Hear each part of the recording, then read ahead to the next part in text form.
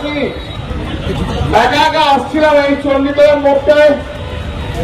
বিজেপির লোকেরা চিৎকার করে গালাগাল দিয়ে মাথায় দূর থেকে ঢিলকি বল বড় নিউজ বল ছুড়েছে। আমি বুঝতে পারছি না, আমার মাথা দিয়ে রক্ত বেরোচ্ছে।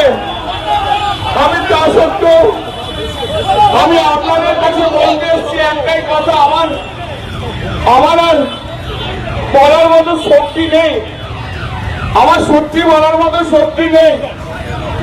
আপনারা বাংলার মানুষ,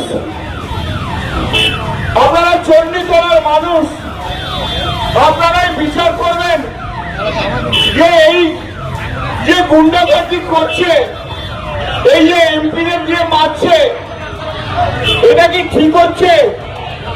এখানে কোনো জনরোষ নেই।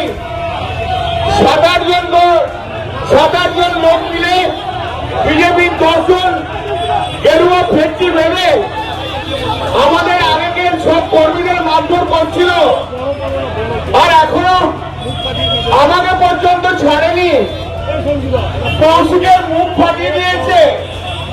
একটু আগে আমি যখন হেঁটে হেঁটে আসছিলাম, তখন একজন ভদ্রমহিলা, তিনি মোটর সাইকেল করে যাচ্ছিলেন, তার পিছনে আমাদের স্বামী ছিল।